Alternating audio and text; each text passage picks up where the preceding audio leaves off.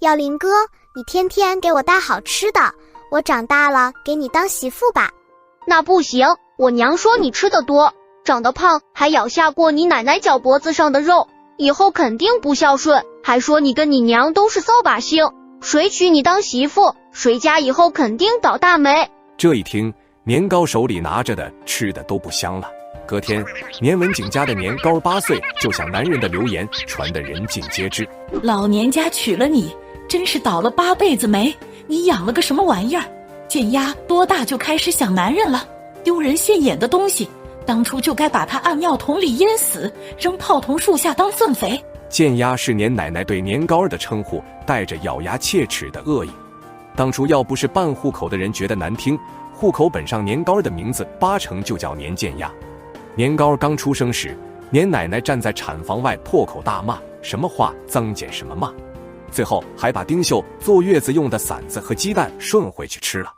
所以年糕打小就跟他奶势不两立，而丁秀呢是个好强的软蛋，哪怕月子没做好，也要拼死下地干活，大冬天用凉水洗全家的衣，就是为了不让婆婆有机会说她好吃懒做。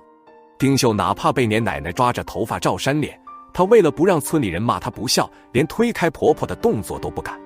但年糕不一样，3岁就知道反抗，看到妈妈挨打，嗷嗷冲过去咬她奶的脚脖子，最后被年奶奶一脚踹晕。但她天生坏胚子的臭名声早被年奶奶传遍了前后3庄。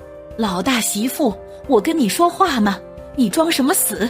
贱丫在外头发浪，你这当娘的不管，是故意败坏我们老年家的名声是不是？娘，年糕儿只有8岁，什么都不懂，别外头人说什么就是什么，那些人就爱嚼舌根。丁秀话没说完，年奶奶几巴掌就扇在她的脸上。下三滥的东西！我说贱丫好好的发什么骚？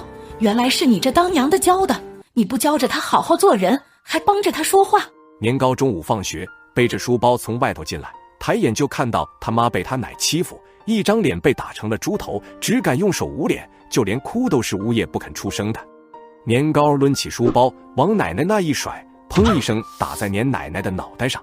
哎呦，老天爷爱，这日子没法过了，天塌了，我这坏种孙女儿打他奶了，我不活了。年糕，你干什么？妈，你是哪头的呀？我这是在帮你呀。年糕，她是你奶奶，是长辈，你不能这么着呀，会遭村里人嚼舌根的。我乖乖挨打就不遭人舌根了。就在院子里鸡飞狗跳的时候，年文景从窑厂回来了。老大，你回来的正好，你看看你娶的好媳妇，养的好闺女。丁秀前天还在外头伸着脖子跟生产队的丁队长说话，这小贱人跟他妈有样学样，小小年纪就想男人，人家都告到我家门口来了。丁秀，娘说的是不是真的？丁秀动了动嘴唇，满腹委屈，这还用问吗？当然不是真的，他老娘啥不讲理的脾气，他能不知道？装啥装？但丁秀就是不说话，倔强的姿态摆出来，又委屈又恨，恨眼前的男人装不知道。此时的年文景也不耐烦了。丁秀，这到底怎么回事？妈，你那嘴长了就是好看吗？爸问你呢，你倒是解释啊。大刘叔不是说咱家八河沟的工分不够，得掏钱买工分吗？有啥好说的？人家回头过来要钱，他还能不知道吗？那也是要钱的时候才知道的，奶都说你勾3搭4了，你还不说清楚。年文景显然也清楚，肯定是老娘瞎说的，只是村里人多嘴杂，这左邻右舍之间大多沾亲带故的，一个不小心，他这当儿子的就能被人唾沫淹死。年文景知道丁秀委屈，但他也没办法，这没分家在一块过的，干啥都得带着老娘，他总不能把老娘按着打吧，不然他以后还怎么在村里待下去？老大，你听到了没有？听到了没？我亲眼看到他勾搭男人，贱丫还替他妈狡辩，这对母女就是天生的浪货。老大，你愣着还干啥？要我教你怎么打媳妇？媳妇不听话就得揍，这村里的媳妇谁家不是揍出来的？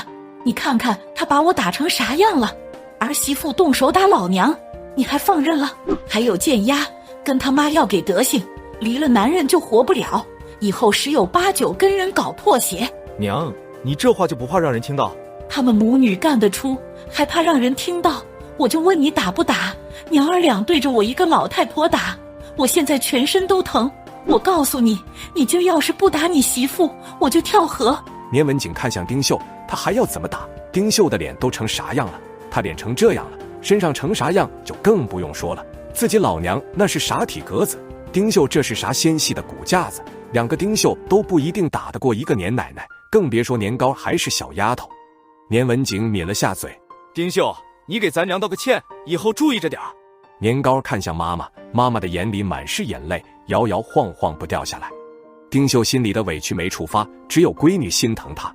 可是闺女太小，小年纪就因为保护娘亲，被自己的亲奶奶把名声给做臭了。她不让闺女动手，就是想替闺女把名声拗过来。结果小闺女跟她一块挨打，娘家只靠不上，男人也只靠不上。她还活着还有啥意思？年糕察觉他妈情绪不对，立刻嚷嚷道：爸，我妈还要注意啥？她要是道歉，不就等于坐实了我奶的话？你这小贱胚子，一天天不学好。今天你能动手打你奶奶，明天你就能动手打你爸，都是你妈把你教成的这样。老大，我要他道啥歉？我就问你，你打不打？你现在不打，我就……年奶奶话没有说完，转身就冲进灶房，握着一把菜刀拿出来，横在自己的脖子上。我就死在这了。年糕儿说的对，我要是道歉，就是坐实了娘说我勾搭野男人的话。我就是不道歉，有本事你今天就打死我！话没说完，只听啪的一声，丁秀的脸上就挨了一巴掌。丁秀僵在原地，他在这个家撑到现在，就是因为年文景跟村里其他男人不一样，不打媳妇。没想到这次为了他娘的无理取闹，动手打了他。丁秀原本就肿胀的脸，在挨了这一巴掌之后，丁秀嘴里的血都流了出来。活该！说着，年奶奶拿着菜刀转身走了。就在这时，丁秀突然转身朝院子的井冲去，几乎没有犹豫，直接就往下跳。